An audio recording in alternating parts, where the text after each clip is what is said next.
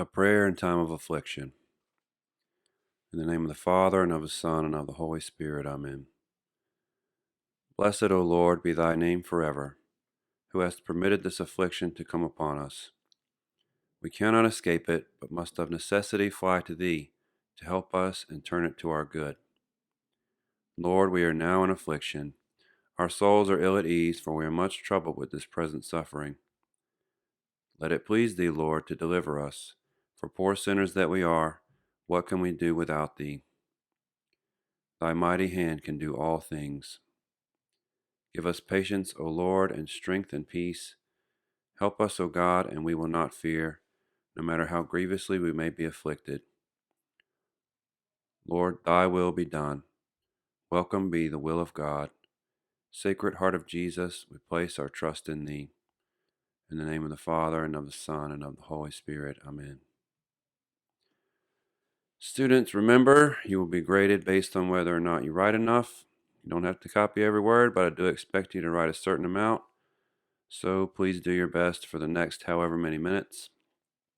Put your phone on Do Not Disturb now, or it will distract you. Side note, if I can tell that you stopped writing after a certain amount of minutes, then you won't get full credit. Here we go. So today we are going to start talking about the 7 deadly sins as promised. I wish we were at school and maybe could do a project, but here we are. And so St. Thomas calls them, whoops, there's a typo up in this corner. St. Thomas calls them the 7 capital vices because they are not actual sins, but tendencies. So we'll get into that. But vices tend to, as the word tendency implies, vices tend to cause actual sins. So, for example, if I have the capital vice of wrath, that the actual sin could be that I beat someone up, right?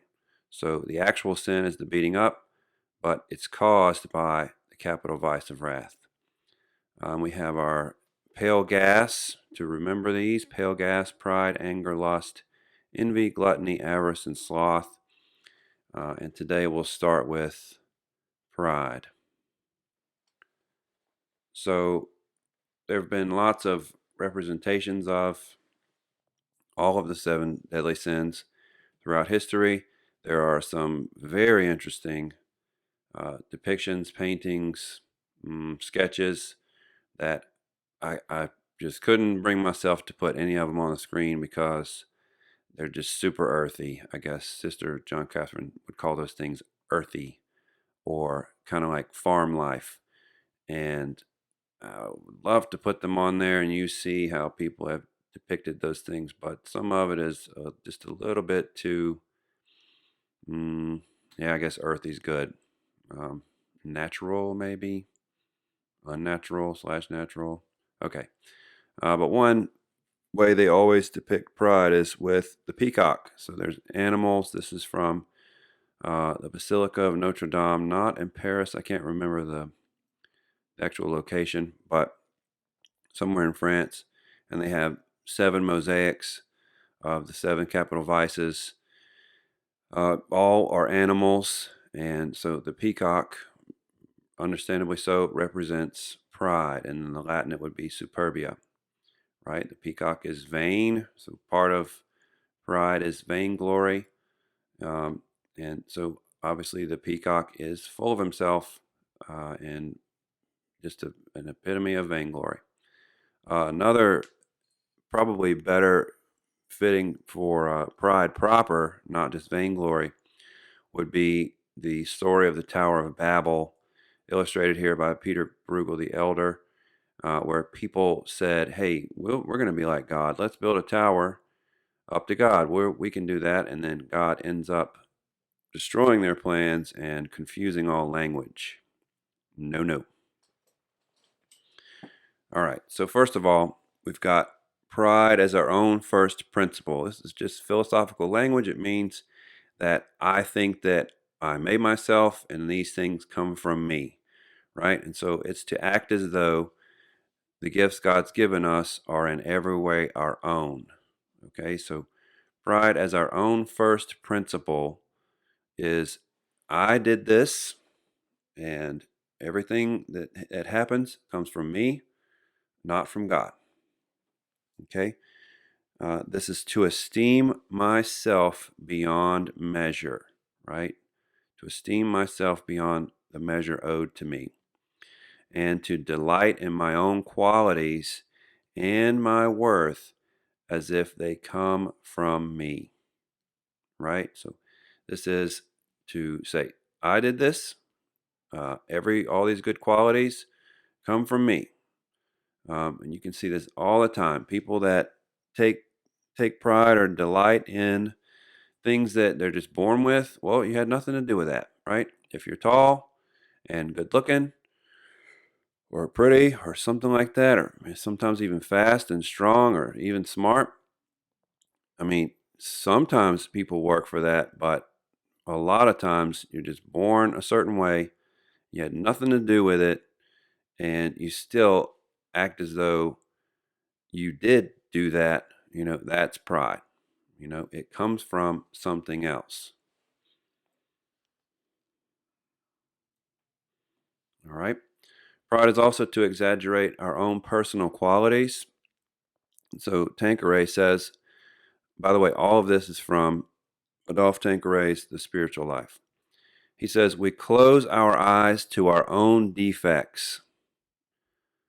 We look at our good qualities through magnifying glasses, and we end by attributing to ourselves qualities we do not possess, or at least qualities which have only the appearance of virtue. So, first of all, we close our eyes to our own defects. Everyone has done this. By the way, pause.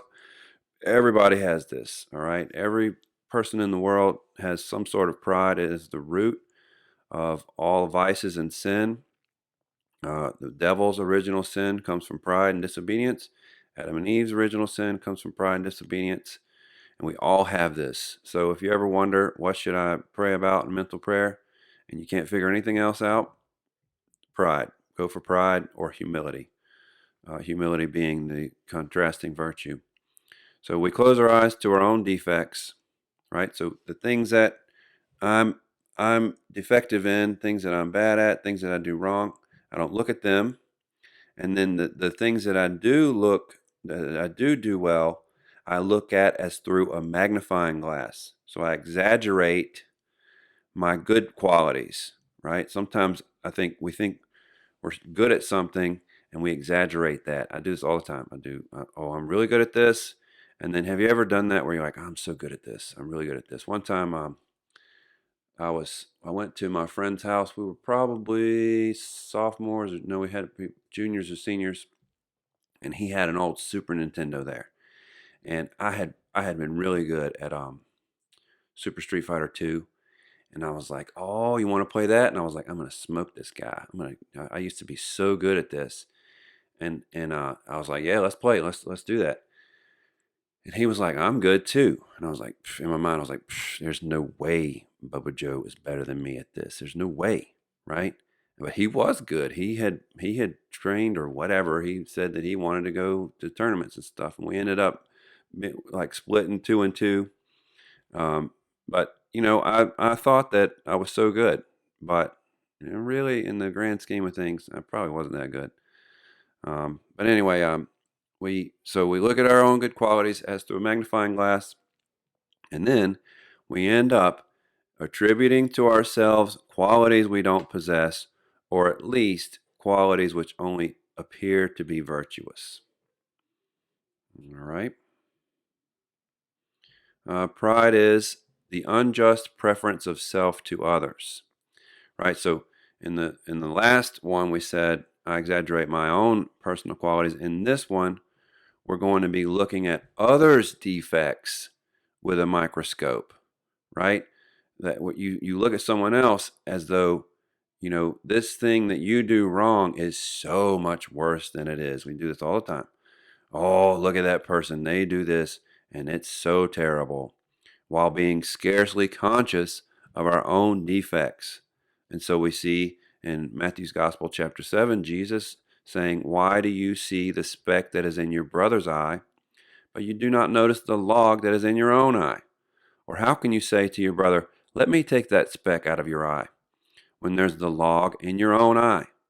You hypocrite, first take the log out of your own eye, and then you will see clearly to take the speck out of your brother's eye." Hmm. What else do we do with this? We lower others and think ourselves above them while we are truly below them. I'm no, everyone listening to this can relate. You put other people down, even if it's just in your mind, and then you think that you're above them, even though we know deep down we're below them. And then instead of referring all things to God, they expect congratulations for success as if all the honor were due to them. And finally, we take for granted that others must organize their lives to please and serve me. Everybody else needs to get with it and organize your life to please and serve me, right? So in that case, I am the center, right? And I am the thing that everyone else needs to work towards. How this is true of all of us, right? And then Tanqueray says, "What else is this, if not the unconscious usurpation of the rights of God?" So if I make myself the center of the universe, and everybody else needs to serve me, and everybody else needs to make me the center of their lives, this is a usurpation of the rights of God. Okay. Next, we've got the three defects born of pride: presumption, ambition, and vainglory. Right? So these are defects that we acquire that come from pride. The first is presumption. Presumption is, as it says, we think we're capable of things we aren't because we think too highly of ourselves. So we presume that we're capable of things that we are not. We think too highly of ourselves. And then there's also another tie, a supernatural tie into this, which presumption. My kids are running around stomping. I don't know if you can hear it. But there's the sin of presumption related to the theological virtue of hope, where I presume my place in heaven, right? And then the opposite of that would be despair. I think we've talked about this. Presumption says, you know what, no matter what, I'm going to heaven. So, great. God's all merciful. I'm all good. The other says, despair says, there's no way I can make it to heaven. And so you just give up. Both are wrong. All right. The second defect born of pride is ambition. And so ambition comes from presumption, right? What is ambition? Ambition is the inordinate love of honors, dignities, and of authority over others, right? We presume too much in our own strength. We consider ourselves superior to others, and therefore we want to dominate them, to rule them, to impose upon them our ideas. So you see that the presumption puffs us up. I am better than I really am. I think I'm better than I really am. I have this vice. I'm better than I really am. And that can lead to ambition, which makes us consider ourselves stronger than others, superior to others, want to dominate others, and force them to believe our own ideas. St. Thomas says this disorder shows itself in three ways. Number one seeks for undeserved honors that are above the person seeking them. One seeks undeserved honors that are above the one seeking them. Number two, one seeks honors for oneself or one's own glory and not for the glory of God.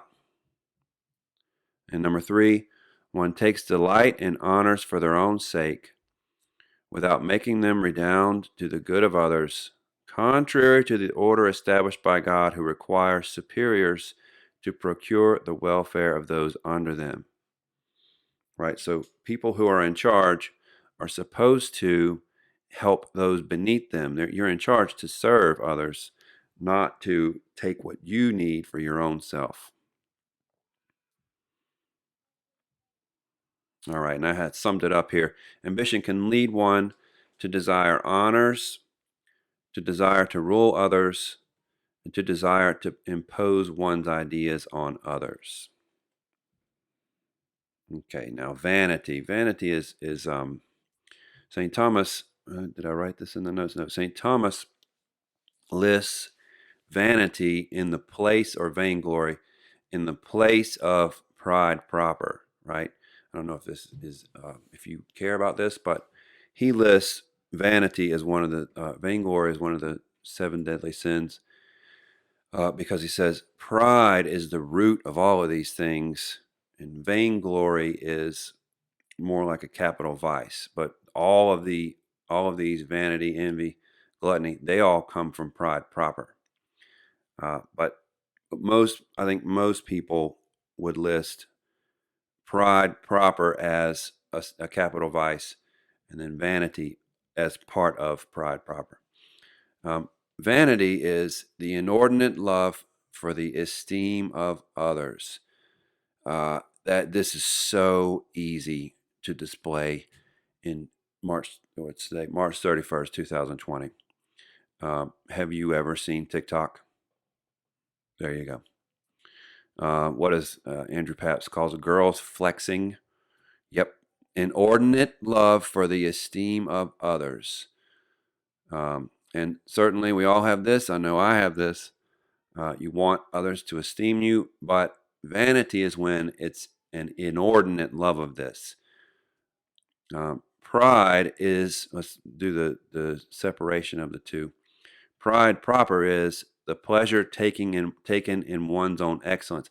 I am pleased with myself too much. All right, I love myself. I think that I'm awesome. Vanity is when you want others to esteem you. Right? That's why they call mirrors vanities. Did you know that? Because vanity is when you want others to esteem you. So you're concerned about your appearance. This is a long quote from St. Francis de Sales, but a good one. We call that glory vain. Remember, it's called vainglory. Sometimes vanity is called vainglory. We call that glory vain, which we assume to ourselves either for what is not in us or for what is in us and belongs to us, but deserves not that we should glory in it. Right? So he talks about the nobility of our ancestors, the favor of great people, popular honor, all these things that either because we got it from our ancestors or because other people said this about us, that doesn't mean that it has to do with me. If I come from a line of nobility, what did I do to do that? I did nothing to do that except I'm born. That's it. Right? If I become popular, it's because people are talking about me. That doesn't mean that I'm greater than I really am. It just means people are saying that I am. Right? So he kind of says you can't give yourself the cred for these things. That's vainglory.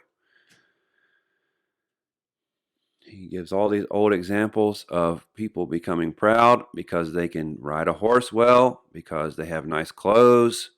And how can you not see that this is folly, right? He says, what's more glorious, the horse you're riding or you, right? Well, the horse is doing most of the work. What's more glorious, the person who made your fine clothes or you that's wearing them, right? And he gives credit to the tailor that makes the clothes, right? All right, moving on. So principal faults. Whoops, I did not put this in here. Principal faults of vanity: boasting. We know what that is.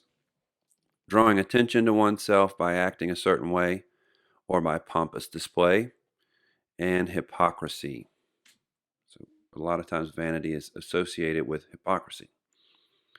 Okay, the malice of pride. What makes pride so bad? And at its root, what makes pride so bad is that one attributes to oneself what clearly comes from God. Right? So someone takes credit of their own accord. I did this for something that clearly comes from God. All right, pride, it's unrestrained can come to some disastrous effects.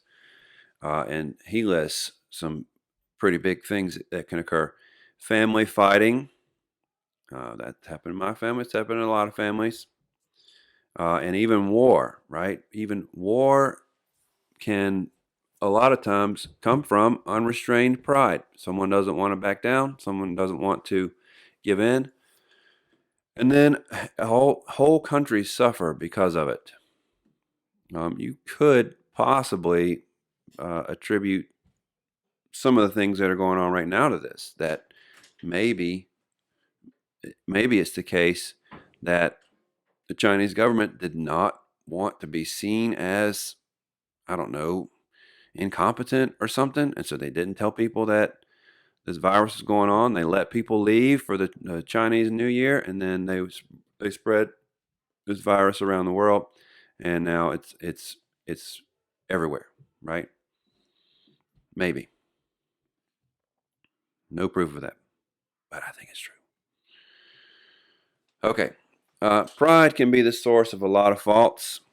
Number one, you can fail to advance in your relationship with God, right? Mostly out of presumption. So if you're proud and you're presumptuous, then you can fail to advance in your relationship with God.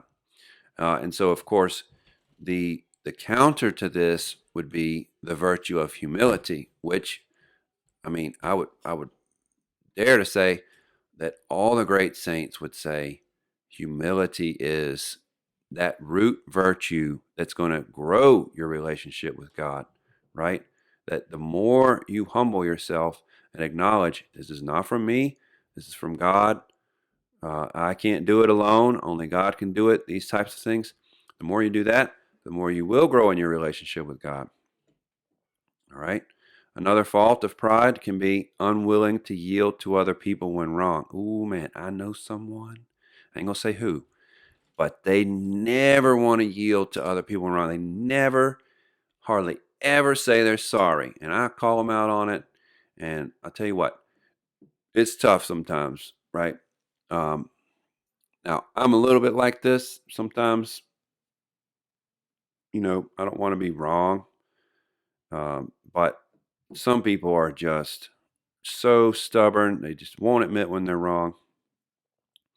Another thing that can come from pride is that you bitterly criticize others, right? So someone that's really proud will criticize others. Why is that? Because they love themselves, right? So if you love yourself, then you think you're better, so you criticize others. And finally, the last one listed is a refusal to obey legitimate superiors. So pride can cause us to not want to obey our legitimate superiors. Who are your legitimate superiors? Your parents, your teachers, police officers, police officers who say, do this, and you say, I'm not doing that. Whoever, your legitimate superior, your priest, pastor, right? Someone who actually has authority. These can all come from the source that is pride. Okay, now how to remedy pride is there's a meditation that goes with this, and I'm going to see how long I've been recording and see whether or not we do the whole thing. But the first we say the great remedy against pride. Do I have it? Yes. The great remedy against pride is the acknowledgement of the fact that God is author of all good, and that therefore to him alone belongs all honor and glory. So, how do we remedy pride, this vice that is at the root of all sin, this vice that is at the root of the other vices, pretty much? How can you remedy this? Well, the first and primary way is acknowledging that these good things come from God, right? So these good things come from God, and therefore to God alone belongs all this honor and glory. I did not make myself. I did not keep myself in existence. God did and God does. I can't be the primary source of any good thing that I do. Therefore, I have to say, you know what? It's not me. It's not me. And therefore, it has to be someone else. And I acknowledge it's God. God made all these things, including me, and gave me any gifts that I have. And so I've got to give him the honor and the glory. That is the primary way to remedy pride. And then Tanqueray gives this, let's see, it is 1.5 single-spaced pages of a meditation that I don't think I'm going to read it all. I'm just going to try to pause it right here and then summarize. But he says that beginners need to form this conviction. What conviction? The conviction that God is the author of all good, and therefore to him alone belongs all honor and glory. Beginners need to form this conviction through meditation. So you would ponder points about our nothingness, basically, and how all things come from God. And that's how you would start down the road of remedying pride. I'm going to pause right here and figure out how I'm going to condense this 1.5 page meditation shorter than it is. Okay, so I looked over this stuff, and what I think I'll do is just reserve this meditation on pride for a later date. It's very heavy. It's really something we should do. You should do it with going into it knowing that this is some brutal stuff. I put this after. Let's see, where is it? Nope, not that. This. This meditation on our own nothingness can be crushing in its weight. If we meditate on it sincerely, God will give us the grace to see ourselves as we truly are. The person who attempts to remedy pride must never forget to pray for confidence in God to balance the humbling. So, a heavy dose of humility is very difficult to take. It really is. It's it's one of those things that we need it, but it's also it's crushing in its weight. That's a good way of saying it. It's hard to take. We need it. It's good for us. It's the queen of the virtues, and it springboards our relationship with God. But it's also the hardest thing to take. It's all of us are proud. All of us have the capital vice of pride, and so we all love ourselves inordinately, and so it's just, I don't know. I think we should just wait, especially now. It's kind of a not the best time. We're all at home. Uh, Spirits are low in a lot of cases. So if and when we get back to school, we can do this. Someone remind me. Okay, so we continue our capital vices lessons, starting with anger, going down the list of pale gas. Anger is a perversion of the instinctive feeling that prompts us when attacked to resist force with force. So this is an instinctive thing. You repel an attack, but this is the vice of wrath is a perversion of that instinctive feeling. It could more properly be called wrath because there is legitimate anger, but for me, in order to keep our acronym right, I'm going to call it anger. So the animal represented here, a lot of times it was a lion or a cat. You can see this is from the same set of mosaics in that basilica in France, the Basilica of Notre Dame, not the famous one in Paris that burned down within the last year. But it's got a cat here, and we all know cats are temperamental. They don't take much, prodding to just lash out. Okay, so first of all, anger as a sentiment or a feeling. Anger as a sentiment is the vehement desire to repel and punish an aggressor. It can be legitimate if it's just, moderate, and animated by charity. So, if anger's object is just, that means that you seek only to punish those that deserve punishment, and only in the measure in which they've merited punishment. So, only the ones that deserve it, and only as much as they've deserved.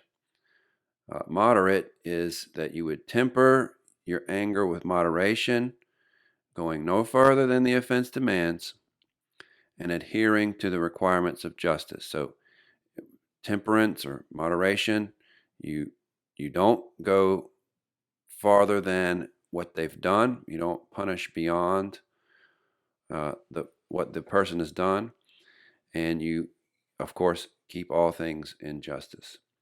And then finally, as Christians, we are to be animated by motives of charity, not giving in to feelings of hatred, but aiming at the restoration of order and the amendment of the guilty. Now, if you see here, he's talking about anger usually as done by an authority figure. So an authority figure can do things to get the social order back in check or to punish someone who deserves it, right? And that needs to be just, moderate, and animated by charity.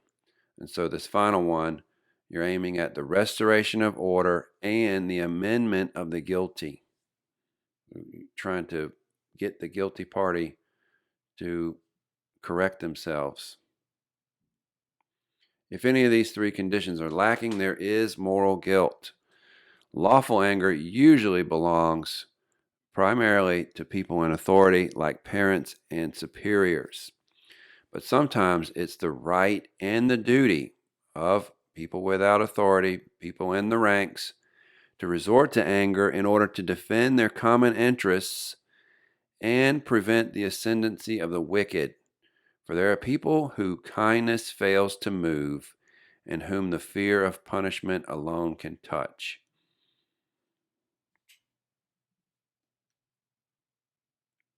Anger as a capital vice this is important. So if you haven't been writing everything, this definition would be a good one to actually write down.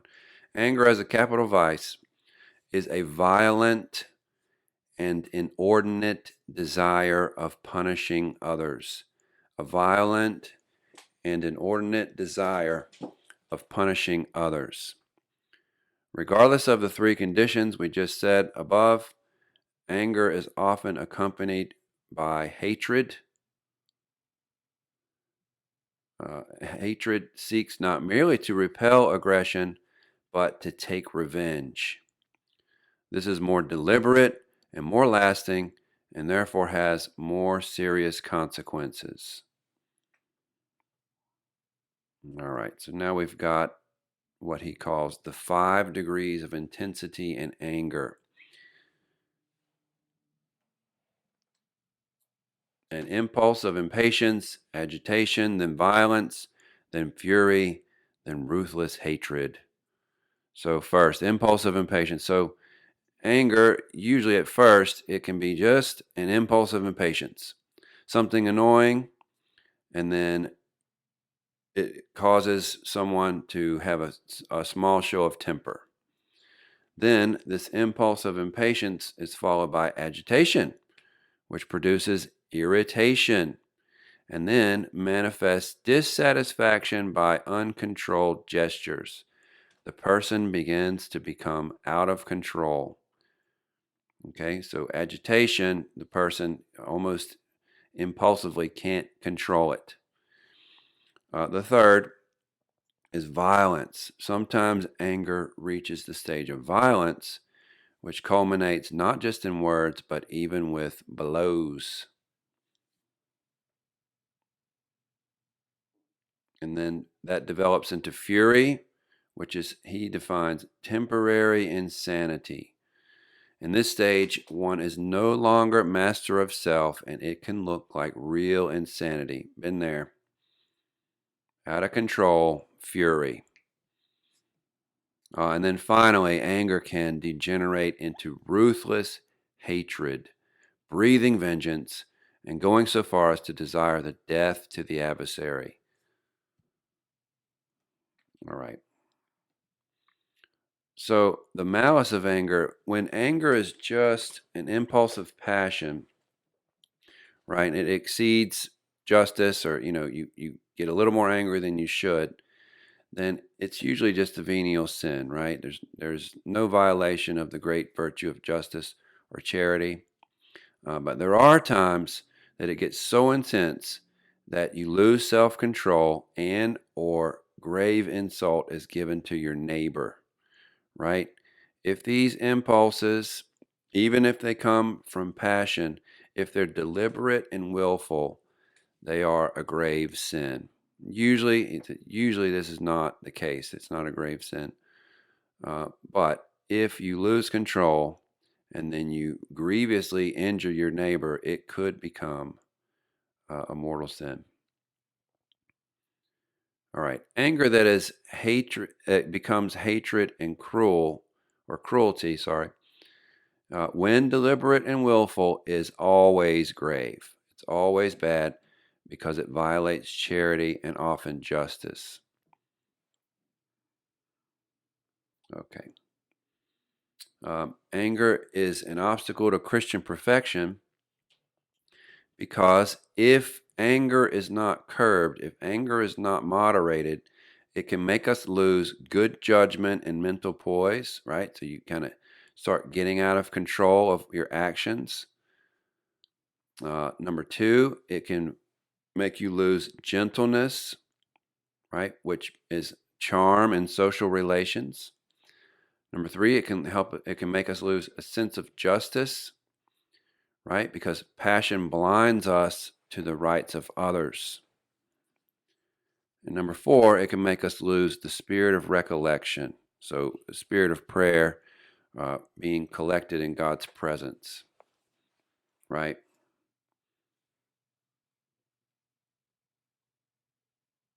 Okay, remedies of anger. So anger is a creeping vice. Anger, we'll see later, a couple quotes by some great saints, that anger can really creep in and then take control, enslave the person who is angry. It's that, it's one of those, if you get out of control, and if you're always thinking a certain way or acting a certain way because anger has control of you, then it's an issue, and it can creep in and do that pretty quick. So he offers two types of remedies against anger. The first, he says, is physical hygiene. What does this mean? It means that if your diet is bad, right?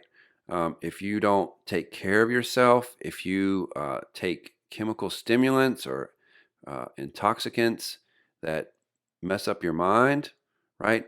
Then those types of things can either curb or increase our anger. There's a quote by St. Thomas Aquinas. How does it go? If you've had a bad day, a nice hot bath, a glass of wine, and a good night's sleep. I think it's something like a nice hot bath, a glass of wine, and a good night's sleep can cure many evils. Something like that.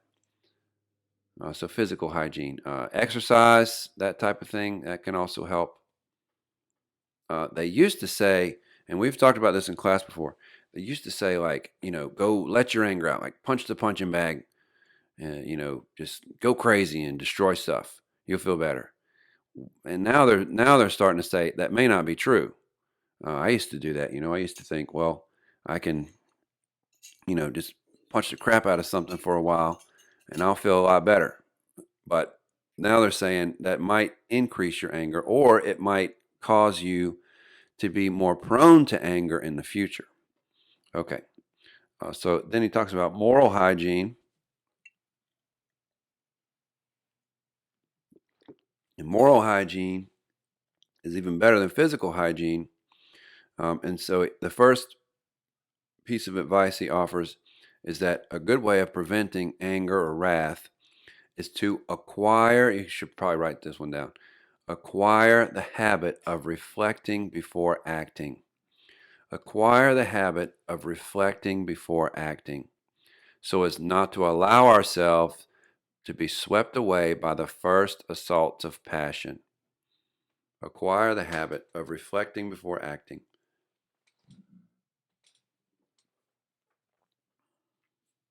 Okay? So, if you've, tried but you get taken by surprise by anger, we should drive it away quickly. And we'll see a quote at the end. Who is it? I think it's Francis de Sales, who was known for his temper, for controlling his temper. Actually, he was known for, but he did have a major temper. So, if you're overtaken by the passion of anger, if it comes upon you surprisingly or something, drive it away immediately. Pray real quick. That's part 4. Okay. If you can, try to distract your mind and turn it to something that won't make you more angry, right? Stop thinking about the thing, or you're just going to remain angry, right? Try to distract yourself thinking of something else. This is useful advice for a lot of temptations. And then finally, we should pray quickly for God's help. Okay? Nope. Now, if we give into or it becomes hatred, rancor, vengeance, we need to uproot that immediately, right? These things are violations of charity and violations of justice, pretty major infractions. We need to uproot them quickly. We should call to mind the words of the Lord's Prayer, forgive us our trespasses as we forgive those who trespass against us. Since we ourselves want to be forgiven, we should forgive others more willingly. We should remember that our Lord, He forgave people even on the cross, right? And ask Jesus for our strength to forgive and forget. And again, I've written this on the board a couple times. How to Heal Spiritual Wounds, Father Chad Ripperger. And he talks about all these things that on a physical level, on a psychological level, just of your body, it is a good thing to forgive things, to not be, dishonest about it, be truthful about it. Yes, I was injured, but I need to let go and I need to try to forgive and forget. It's better for me, even just physically, emotionally, psychologically. And then, of course, on the spiritual level, God even puts that disclaimer in there. You will be forgiven insofar as you forgive. So we got to keep that in mind too. Okay, and then if we have a previous injury, we need to try not to think about those things. Okay, what we got next? We got the virtue of meekness. Meekness is the virtue is more like a sub virtue, but it's the virtue that controls anger or wrath. A lot of people hear the word meekness, and since it rhymes with weakness, we think that it means doormat, right? Jesus says, "Learn from me, for I'm meek and humble of heart." And they think, and a lot of people think this. You might think this too. I thought this for a while. A lot of people think that that means Jesus just let everybody walk all over him. No way. No way did Jesus do that. That is not what meekness is. It just rhymes with weakness, but it's not weakness. It is the virtue whereby one can control wrath, right? It's a strong virtue, and it's sort of a combination of patience, right? But mostly humility and temperance. And you can grow in those. You can grow in especially temperance through fasting and through moderation of certain things, consumption of media, these types of things. You can grow in temperance. Patience, we've talked about this in class before. Patience, you can actually put yourself in a position to grow in patience. So all these things, if you say, God, help me grow in patience, He's not going to zap you and you grow in patience. You have to practice the virtue of patience, right? Sometimes by purposely saying, okay, I am doing this to grow in patience. I am doing this to grow in temperance. And I am doing this to grow in humility. So we should pray for meekness and then strive to grow. If we have an anger problem, strive to grow in this virtue of meekness. Meekness is not weakness. Meekness is not weakness. Meekness is the virtue that allows us to control inordinate anger and or wrath. Okay, so we got a couple of good quotes here. I can relate to this one very much. St. Catherine of Siena says, "There's no sin or wrong that gives a man a foretaste of hell in this life as anger and impatience." I think she says that because it's like you can't control it. Like if you see red, if you start to see red, you can't calm down, And take a deep breath, and you just can't. There's something so hellish about that I can't control this. I'm so angry. I want to do these things, and I can't get rid of it. Right? It's little bitty knocks on us all the time. Impatience can start to consume us, right? And often impatience and anger are interrelated. And finally, this is the quote we were talking about. And again, Francis de Sales he had a huge temper problem, but almost no one knew it because he controlled it. So if anyone is able to give advice about this, it's Francis de Sales. Quote, "Depend upon it. It is better to learn how to live without being angry than to imagine one can moderate and control anger. And if through weakness and frailty one is overtaken by it, it is far better to put it away forcibly than to parley with it. Forgive anger ever so little way, and it will become master." So basically, you can't sort of say, well, I can get a little bit angry, it'll be fine, I'll be able to control it, right? No, anger can easily become the master. So go ahead, put it away. As soon as you're tempted to anger, attempt to distract yourself, right? All these other pieces of advice. Certainly, we will pray quickly and develop the habit of reflecting before we act. We want to put these things into practice, okay? Before it happens, we're trying to acquire a habit of reflecting before acting, not just acting impulsively, but thinking about what I'm doing. Second, we want to drive it away quickly, right? This is what he's saying here. Don't think you can control it. You want to drive it away quickly. You do not want to negotiate with anger, right? Give it a little, and it goes a long way and becomes master. And then better, if you can distract your mind, think about something else, not stay there and think about the thing we're angry about, but to try to do something else. And finally, most importantly, pray for God's help quickly. Same as with a lot of temptations. Pray for God's help quickly. I think that's all for now. Next, we will do lust. God bless everybody.